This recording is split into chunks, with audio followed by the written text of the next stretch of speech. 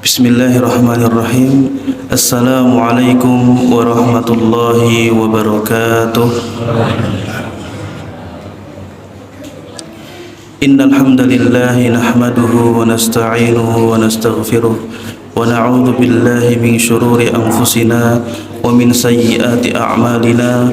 May yahdihillahu fala hadiyalah ومن يضلل فلا هادي له. أشهد أن لا إله إلا الله وحده لا شريك له وأشهد أن محمدا عبده ورسوله لا نبي ولا رسول بعده. أما بعد.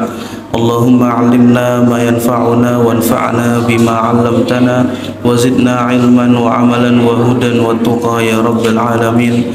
ربنا زدنا علما وارزقنا فهما. رب اشرح لي صدري ويسر لي أمري واحلل عقدة من لساني يفقه قولي. اللهم فقهنا في الدين وعلمنا التأويل.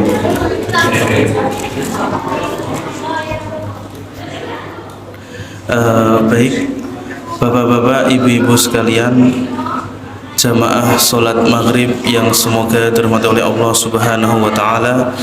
Pertama kalinya marilah kita bersama-sama memanjatkan rasa syukur kita kehadirat Allah Subhanahu wa Ta'ala atas segenap limpahan nikmat karunia yang Allah berikan kepada kita. Baik itu Bapak Ibu sekalian, kenikmatan yang kita sadari, kenikmatan yang bisa kita hitung, maupun kenikmatan yang tidak kita sadari, kenikmatan yang kita tidak sanggup menghitungnya. Maka mudah-mudahan Bapak Ibu sekalian, dengan menjaga syukur-syukur ini bisa menjadi wasilah agar Allah Subhanahu wa Ta'ala mengabadikan dan menetapkan kenikmatan bagi kita hingga nanti di akhirat kelak. Kedua kalinya salawat dan salam semoga tercurahkan kepada junjungan kita Nabi Muhammad sallallahu alaihi wasallam beserta keluarga beliau, para sahabat-sahabat beliau, dan orang-orang yang senantiasa berada di atas jalan beliau hingga akhir zaman kelak. Bapak Ibu sekalian yang semoga dirahmati oleh Allah Subhanahu wa Ta'ala, pada malam hari ini kita insyaallah akan kembali melanjutkan kajian tafsir kita masih di surat yang sama, yaitu surat Al-Balad. Allah Subhanahu wa Ta'ala berfirman, A'udzu billahi minasyaitonir rajim. Bismillahirrahmanirrahim. La uqsimu bihadzal balad wa anta hillum bihadzal balad wa walidin wa ma walad laqad khalaqnal insana fi kabad. Minggu lalu Bapak Ibu sekalian, kita sudah sampai di ayat Allah yang berbunyi laqad khalaqnal insana fi kabad. Sesungguhnya kami telah menciptakan manusia di dalam keadaan yang susah payah. Fi kabadin. Kemarin kita mentafsirkan kalimat fi kabadin, ya. Ini ada beberapa pendapat dari ulama ahli tafsir, ya. Mereka ada yang berpendapat bahwasanya al-kabad maksudnya adalah asyiddah atau al-quwah, ya. Jadi manusia ini diciptakan oleh Allah Subhanahu wa Ta'ala dalam kondisi yang kuat, dalam kondisi yang sempurna, ya, sesempurna-sempurnanya ciptaan Allah, ya, sebagaimana dalam firman Allah yang lain, laqad khalaqnal insana fi ahsani taqwim. Maka di antara bentuk kesempurnaan dan kekuatan manusia Bapak Ibu sekalian, ya, tidak ada satupun di dunia ini Bapak Ibu sekalian makhluk, ya, yang mampu menguasai manusia. Meskipun kalau kita ditanya, ya, makhluk yang lebih kuat dari manusia, kata mboten Pak, kata nggih, ada sapi, ada gajah, nek di laut ada ikan hiu dan lain sebagainya, ya. Tapi hewan-hewan yang lebih kuat ini Bapak Ibu sekalian tidak mungkin mampu menguasai manusia. Bahkan sebaliknya, manusialah yang diberikan oleh Allah kemampuan dan kekuatan untuk menguasai mereka, untuk menundukkan mereka, ya. Kita bisa menundukkan sapi, kambing, kuda, dan lain sebagainya, yang mana padahal dari segi kekuatan fisik ya boleh jadi kita kalah ya. Kemudian fi kabadin ya, ini kemarin juga kita sampaikan, ditafsirkan oleh para ulama, maksudnya adalah dalam keadaan susah payah ya, yang mana maknanya seseorang manusia ketika ia hidup di dunia, maka dari semenjak ia dikandung oleh ibunya di dalam rahim, lalu ia dilahirkan, lalu ia tumbuh dewasa, lalu ia meninggal, sampai nanti di akhirat ia akan melewati yang namanya kesulitan demi kesulitan, kesusahan demi kesusahan ya, kehidupan yang berat dan tidak ringan, ujian demi ujian. Maka kemarin Bapak Ibu sekalian, kita sampai pada sebuah pertanyaan ya, sebenarnya hidup yang bahagia di dunia itu apa ya? Karena orang-orang yang tidak beriman pun Bapak Ibu sekalian itu mendambakan hidup yang bahagia ya. Semua orang di dunia ini kalau ditanya apakah Anda ingin hidup bahagia di dunia ini, jawabannya pasti mau ya. Tapi ternyata kebahagiaan versi atau setiap manusia ya, memiliki versi yang berbeda-beda. Ada yang bahagia kalau sembuh ya saat dia sakit, ada yang bahagia kalau dia menikah jika belum menikah, ada bahagia kalau dia punya keturunan bagi orang yang lama tidak punya keturunan, ada yang bahagia kalau dia dapat pekerjaan ya, bagi orang yang belum bekerja, ada bahagia yang lulus kuliah bagi orang yang mungkin lama kuliah tidak lulus-lulus, dan lain sebagainya. Sehingga pada akhirnya kita ya dibingungkan sebenarnya bahagia itu apa. Maka kemudian Bapak Ibu sekalian yang semoga dirahmati oleh Allah Subhanahu wa taala, kita memiliki sebuah petunjuk ya, sebuah hidayah, yaitu Al-Qur'an ya. Dzalikal kitabul la raiba fihi hudal lil muttaqin ya. Di antara fungsi diturunkannya Al-Qur'an adalah sebagai petunjuk bagi kita seluruh umat manusia. Sehingga di dalam Al-Qur'an lah Bapak Ibu sekalian, jika kita ingin mengetahui apa itu hidup bahagia di dunia, kita harus mencarinya di dalam Al-Qur'an. Maka Allah Subhanahu wa taala mengabarkan di dalam firman-Nya apa yang dimaksud dengan hidup bahagia, hayatun thayyibah, kehidupan yang baik. Okay. Dalam firman Allah Subhanahu wa taala, a'udzu billahi minasyaitonir rajim. Bismillahirrahmanirrahim.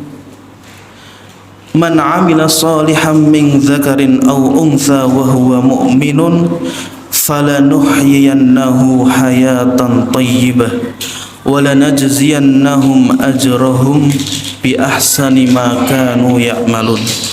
Ayat ini Bapak Ibu sekalian ya, mungkin ayat yang sudah pernah kita dengarkan, ayat yang bahkan mungkin kita hafalkan ya. Tapi makna yang terkandung ya boleh jadi ya ada sebagian dari kita yang belum menyadarinya ataupun memahaminya.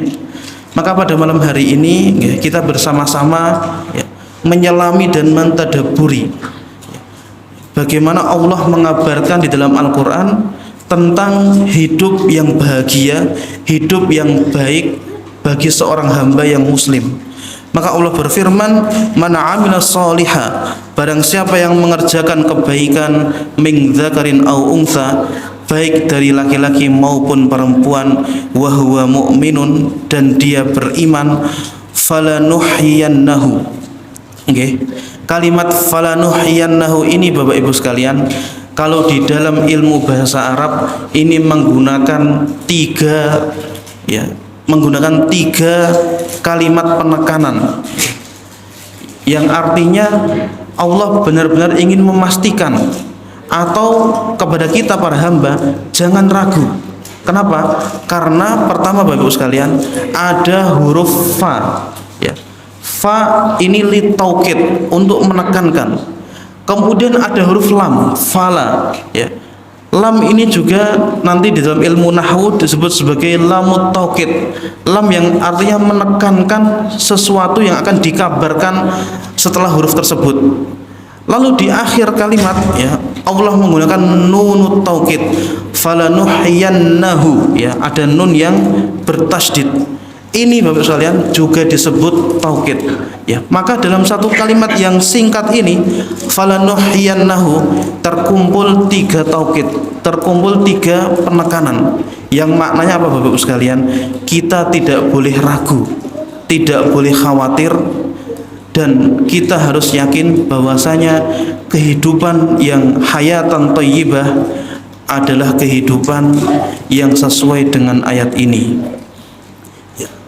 Maka ya di ayat ini Bapak Ibu sekalian ada 2 pondasi penting yang harus kita fahami. Yang pertama adalah amila sholihan, yang kedua adalah wa huwa mu'minun. Yang pertama adalah amila sholihan, dia beramal soleh. Amal soleh itu apa Bapak Ibu sekalian? Maka amal soleh terbagi menjadi 2. Ada amalun solihun umirna bihi, wa amalun solihun nudibna bifi'lihi. Ada amal soleh yang umirna bihi, kita diwajibkan, kita diperintahkan oleh Allah untuk melaksanakannya. Yang kedua adalah amalun soleh nudibna bifi'lihi, amal soleh yang kita dianjurkan oleh Allah dan oleh Rasulullah untuk mengerjakannya. Maka seseorang yang berakal Bapak Ibu sekalian, seseorang yang faham, dia pasti harus mengetahui skala prioritas mana yang harus ia dahulukan.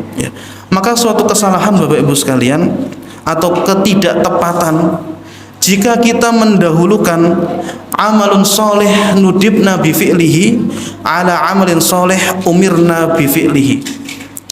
Jika kita mendahulukan apa? Amal soleh yang kita dianjurkan untuk mengerjakannya, lalu kita meninggalkan amalan soleh yang kita diperintahkan untuk melaksanakannya. Kenapa Bapak Ibu sekalian? Karena yang wajib tidak akan pernah bisa didahului oleh yang sunnah. Maka kalau kita mengerjakan sunnah lalu meninggalkan yang wajib, itu ketidaktepatan. Contohnya pripun Bapak Ibu sekalian? Dan ini contoh yang mungkin bisa kita nalar, bisa kita apa kita contohkan di kehidupan nyata. Misalipun Pak Broto bangun renovasi rumah misalnya, kemudian Pak Broto jenengan menyuruh tukang misalnya ingin mengkeramik ruang tamu, ya. Lalu ya beliau mengatakan kepada tukang tadi, ya, ini tolong dikeramik, ya, nanti sore sudah jadi. Kemudian di sore harinya Bapak Ibu sekalian, ketika Pak Broto pulang dari kerja, ternyata keramiknya belum dipasang. Lalu Pak Broto memanggil tukang tadi, loh, kamu kan saya suruh, saya perintahkan, saya pekerjakan untuk memasang keramik, tapi apa yang kamu kerjakan?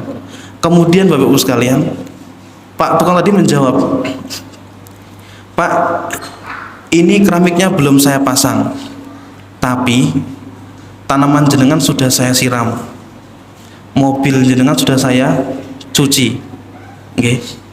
Kira-kira pripun Pak? Sesuai SOP mboten niku? Ya, tidak. Kenapa? Karena yang diwajibkan kepada Pak tukang adalah memasang keramik, bukan menyiram tanaman atau mencuci mobil. Maka sama tadi Pak percontohannya, orang yang mengerjakan sunnah tapi apa? Lalai dari hal yang wajib, ya. Sebagian niku ada yang misalnya ketika bulan Ramadan, ya, saya nggak puasa, tapi saya memberi iftar kepada orang-orang yang berpuasa. Itu ya, memberi iftar kepada orang yang berpuasa adalah amal soleh, amal yang baik, namun kurang tepat jika manakala orang yang memberikan pada saat yang sama dia tidak mengerjakan puasa. Kenapa? Karena puasa adalah hal yang wajib jika ia mampu, sedangkan memberikan iftar, buka kepada orang yang berpuasa adalah hal yang sunnah. 'sunnah. Dan di dalam hadis, ya, Rasulullah juga berfirman ya, dalam hadis qudsi, innallaha ta'ala qala wa ma taqarraba ilayya 'abdi bi syai'in ahabba ilayya mimma aftaradtu alaihi. Dan tidaklah seorang hamba melakukan sesuatu amalan untuk mendekatkan diri kepadaku ya, maksudnya kepada Allah, untuk mendapatkan cintanya Allah ya, yang lebih aku cintai dibandingkan amalan-amalan wajib yang ia kerjakan ya. Jadi jika kita Bapak Ibu sekalian ingin mendekatkan diri kepada Allah, ingin dicintai oleh Allah, yang pertama adalah menjaga hal-hal yang diwajibkan oleh Allah kepada kita, sholat, puasa, zakat, dan lain sebagainya yang kita mampu untuk mengerjakannya. Kemudian Bapak Ibu sekalian yang semoga dirahmati oleh Allah Subhanahu wa taala, ya, tadi amal soleh terbagi menjadi dua. Amal soleh yang diwajibkan dan yang dianjurkan. Kemudian amal soleh ya, apa yang dimaksud dengan solihun ya? Solihun itu maksudnya adalah solihun lil qabul, amal yang soleh ya, yang layak lil qabul, untuk diterima oleh Allah Subhanahu wa taala sebagai sebuah kebaikan. Maka agar sebuah amal ini Bapak Ibu sekalian diterima atau layak ya diterima oleh Allah Subhanahu wa taala, ia juga harus memenuhi dua persyaratan. Syarat yang pertama Bapak Ibu sekalian, hendaklah amal soleh yang dikerjakan ini sesuai dengan apa yang dituntunkan oleh Allah dan juga oleh Rasulullah ya. Amal yang dikerjakan ini harus sesuai dengan pedoman ya dari apa yang dikabarkan oleh Allah dan juga Rasulullah. Maka tidak boleh kita melaksanakan amal-amal ya yang kita tidak tahu ya landasannya ini apa ya, baik itu dari Rasul langsung atau mungkin dari ulama-ulama ya, dari masyayikh dan lain sebagainya. Lalu pondasi yang kedua Bapak Ibu sekalian, agar amal ini solihun lil qabul, berhak untuk diterima oleh Allah Subhanahu wa taala, adalah orang yang mengerjakannya harus memiliki sifat ikhlas. Ia harus ikhlas lillahi ta'ala, mengerjakan amal soleh hanya karena Allah Subhanahu wa ta'ala, tidak ada mencampurkannya dengan siapapun. Karena kalau ia mencampurkan niatnya dengan selain Allah, maka Allah mengabarkan itu adalah amal yang tidak akan diterima ya. Dalam hadis qudsi Allah berfirman, innallaha tabaraka wa ta'ala yaqul ana khairu syarikin faman asyraka ma'i syarikan ya. Maka barang siapa yang asyraka ma'i syarikan ya, menyertakan bersamaku ya, maksudnya bersama Allah dalam niatnya, dalam niat amal solehnya, fahuwa li syariki, maka amal soleh itu ya ganjarannya, nilainya adalah untuk yang ia persekutukan, adalah untuk yang ia bersamai tadi niatnya. Lalu hadis berikutnya, ya ayyuhan nas akhlisu a'malakum, wahai manusia akhlisu a'malakum, berikhlaslah kalian dalam beramal soleh. Fa innallaha ta'ala la yakbalu minal a'mali illa ma khulisa lahu, karena sesungguhnya Allah Subhanahu wa ta'ala la yakbalu, tidak akan menerima minal a'mali, dari amal-amal, illa ma khulisa lahu, kecuali yang diikhlaskan hanya untuknya. Wala taqulu, dan jangan kalian mengatakan hadza lillahi walirrahim fa innaha lirrahim. Maksudnya bagaimana Bapak Ibu sekalian? Jangan kita saat beramal hadza lillahi wa hadza lirrahim. Saya ketika bersedekah ya, sedekah ini karena Allah dan karena saya berharap ingin dipuji oleh orang lain. Niki napa? Mencampur dua niat. Fa innaha lirrahim, karena nanti sedekah itu pada akhirnya nilainya hanyalah untuk selain Allah ya. Wala taqulu, dan jangan juga mengatakan hadza lillahi wa liwujuhikum fa innaha liwujuhikum wa laysa lillahi minha syai'. Dan jangan juga mengatakan nggih, saya nggih, misalnya napa, kita berbuat amal kebaikan, saya berbuat amal soleh ini untuk Allah dan untuk diri saya sendiri. Kan kadang ada orang yang mungkin ya dia beramal soleh agar namanya naik di tengah masyarakat, agar namanya disanjung di tengah masyarakat, ya, dan lain sebagainya. Ya, maka ini juga tidak seharusnya Bapak Ibu sekalian. Ya, jangan sampai kita mencampurnya. Kenapa? Karena fa innaha liwujuhikum. Karena sungguh amal soleh itu nanti ujung-ujungnya, ya, pahalanya, ganjarannya, nilainya hanyalah untuk dirimu sendiri dan tidak ada sedikit pun untuk Allah Subhanahu wa taala. Bapak Ibu sekalian yang semoga dirahmati oleh Allah Subhanahu wa taala, maka dalam sebuah hadis lainnya dari Abu Hurairah radhiyallahu taala anhu, innallaha kana idza kana yaumul qiyamati yanzilu ilal ibadi liyaqdi bainahum. Jadi nanti Bapak Ibu sekalian di hari kiamat Allah akan turun untuk ya yaqdi bainahum, untuk menghakimi setiap urusan, setiap perkara di antara manusia.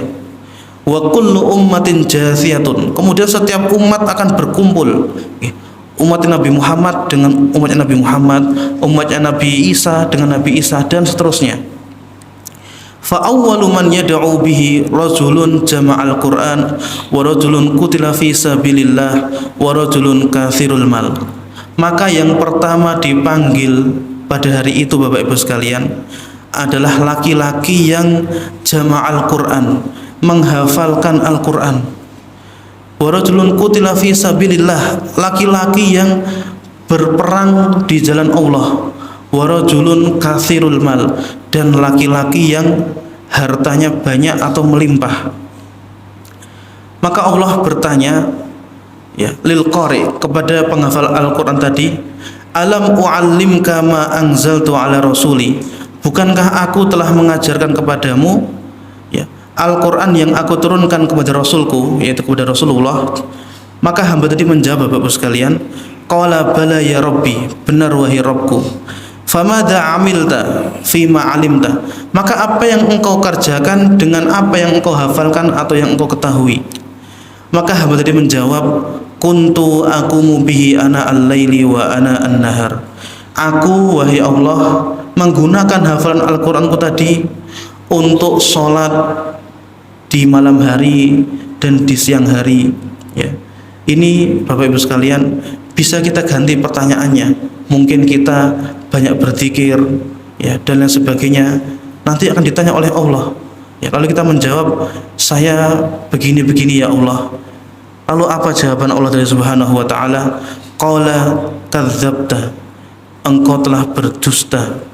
Wa yaqulullah, lalu Allah berkata kepadanya, bal aradta ayyuqal fulanun qari'un, engkau hanya ingin dicap sebagai dijuluki fulan ya ini qari, penghafal Al-Qur'an. Fulan ini ustad. Maka jujur Pak, kadang kalau niku takut dipanggil ustad. Makin jenengan nggih Bapak Ibu sekalian, nek ketemu kula nggih nek manggil ustad nggih mboten napa-napa sebenarnya, cuman nek bisa manggile Mas ngoten nggih. Ampun Pak nggih, dereng Bapak-bapak. Nopo Dik nggih saged. Tapi nek Dik mboten-mboten, nek Dik waduh sudah dewasa nggih. Kenapa Bapak sekalian? Karena takut Pak. Mungkin nek jenengan manggil kula, "Assalamualaikum Ustaz." Lalu di hati saya ada majlek nggih, merasa tinggi. Nah, ini bisa terkena hadis ini. Ya, maka tadi Bapak sekalian, ikhlas itu sangat penting. Ya, maka hamba tadi dia menghafalkan Al-Qur'an ya, untuk apa Bapak sekalian? Supaya ia dipanggil, dijuluki sebagai penghafal Al-Qur'an. Ya, oh fulan penghafal Al-Qur'an, ya, dan seterusnya. Faqad qila dzalik, ya.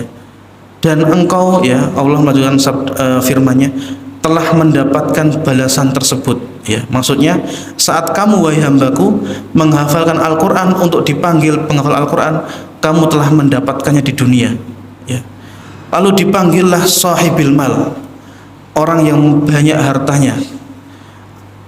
Lalu Allah berkata kepadanya, alam uwassi alaika hatta lam ada'aka tahtaju ila ahadin. Wahai hambaku, alam uwassi alaika, bukankah aku telah meluaskan kepadamu, telah meluaskan rizkiku kepadamu, hatta lam ada'aka tahtaju ila ahadin, sampai aku tidak membiarkanmu merasa butuh kepada orang lain. Jadi Bapak Ibu sekalian, kaya itu suatu keistimewaan. Kenapa? Karena orang yang kaya, Bapak Ibu sekalian, ya, sebagaimana dalam hadis ini, lam ada'aka tahtaju ila ahadin, ya, sedikit sekali bergantung kepada orang lain. Berbeda dengan orang yang mungkin, ya, kurang dari hal rezekinya, ya. Dia mungkin apa? Akan kesana kemari melamar pekerjaan di sana, melamar pekerjaan di sini untuk mendapatkan uang.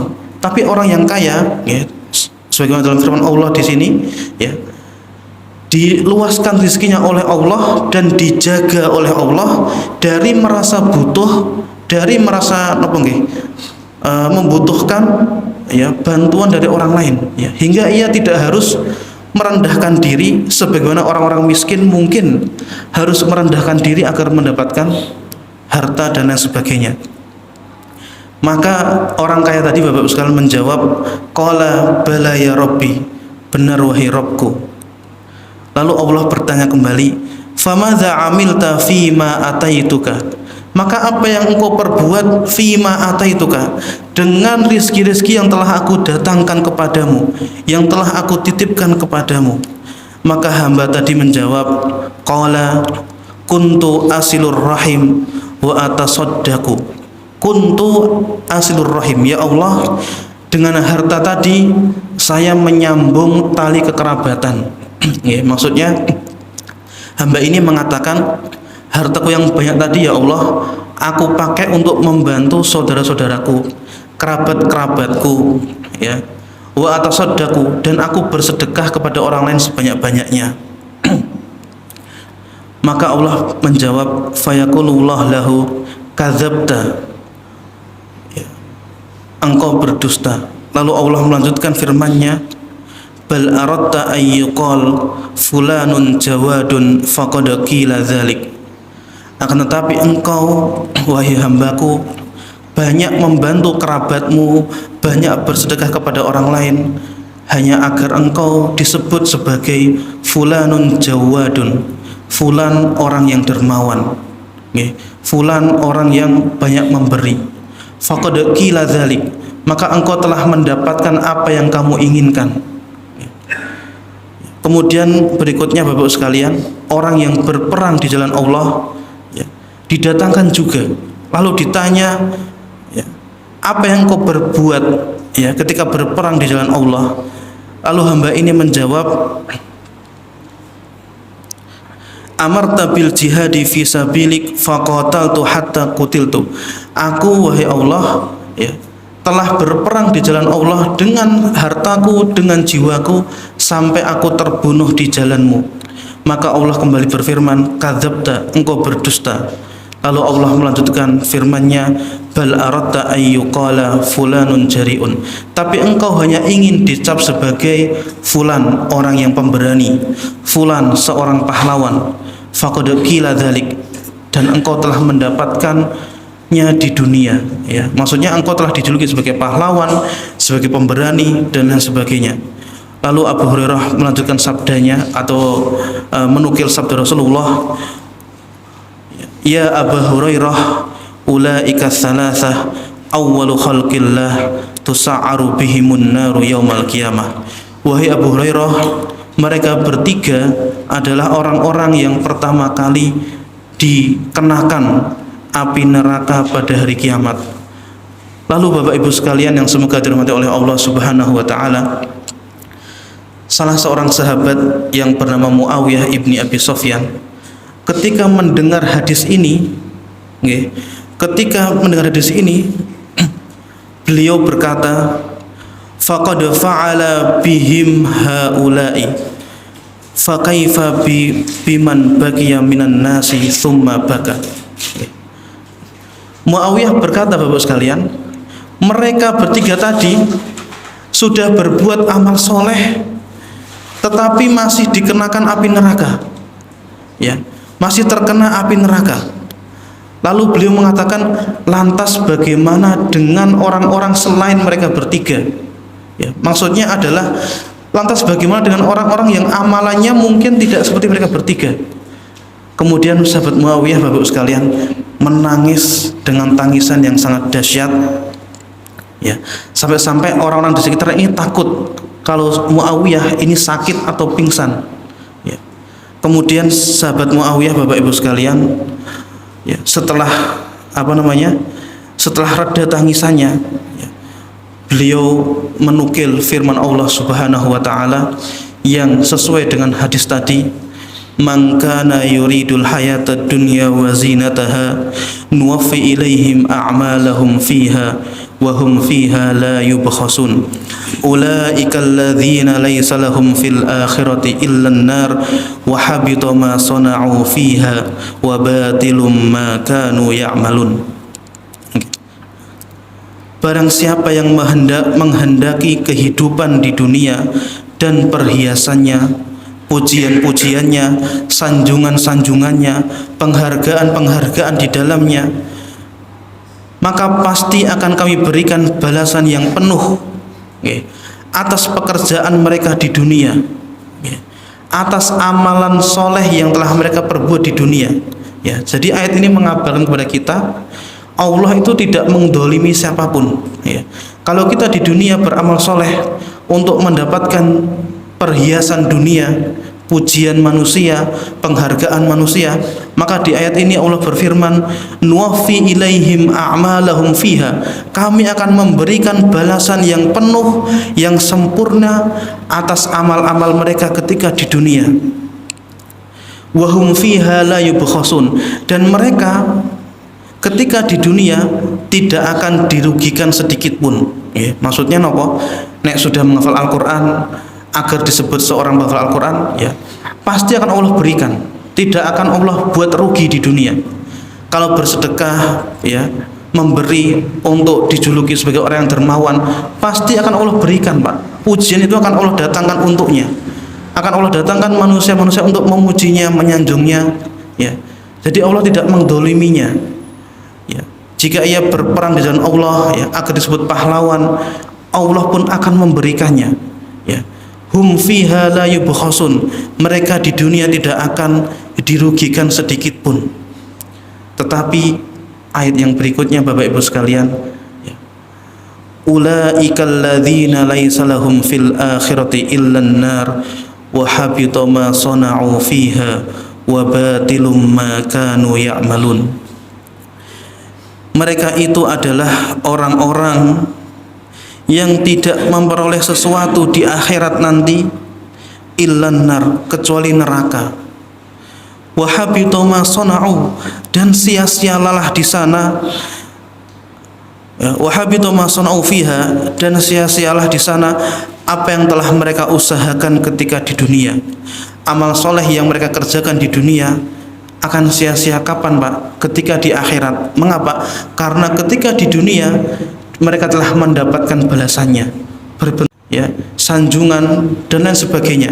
Maka saat nanti di akhirat, ya, mereka tidak mendapati apa-apa kecuali api neraka.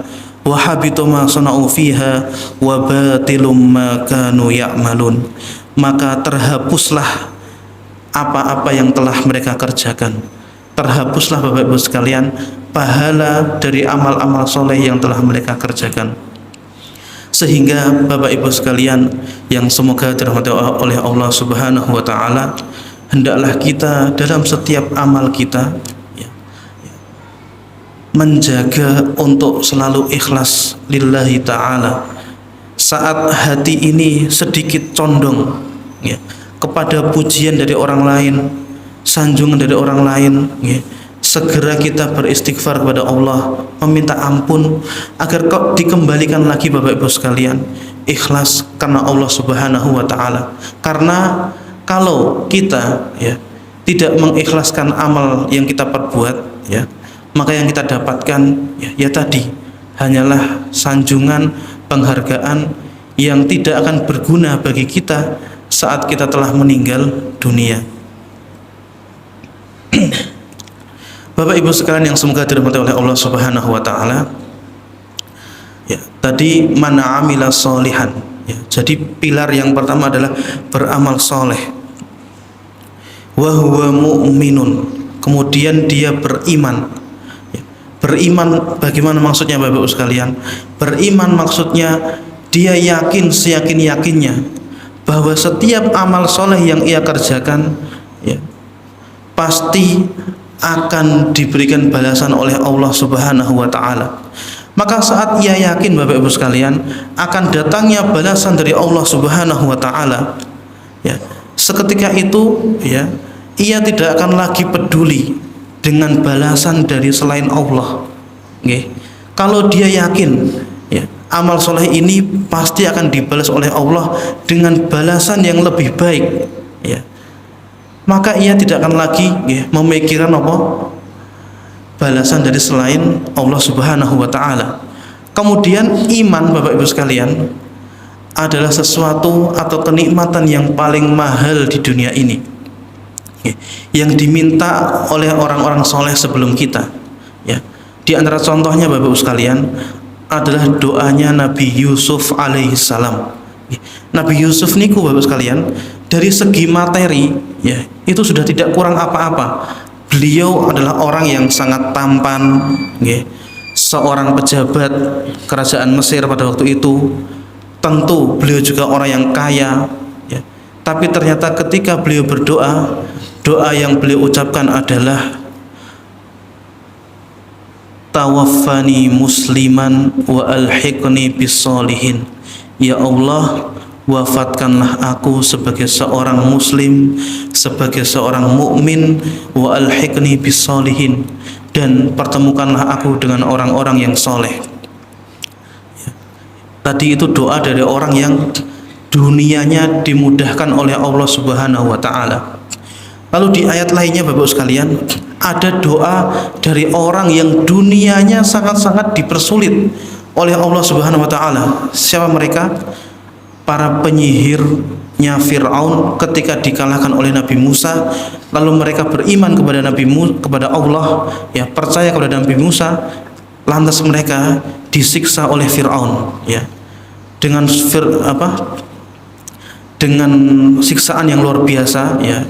Dalam Al-Quran disebutkan la uqatti'anna aydiyakum wa arjulakum min khilafin wa la usallibannakum ajma'in. Jadi penyihir ini Bapak sekalian, ya, mereka disalib, ya, dipasung di atas kayu, ya, lalu apa? Dipotong tangannya dan kakinya, ya, serong, ya.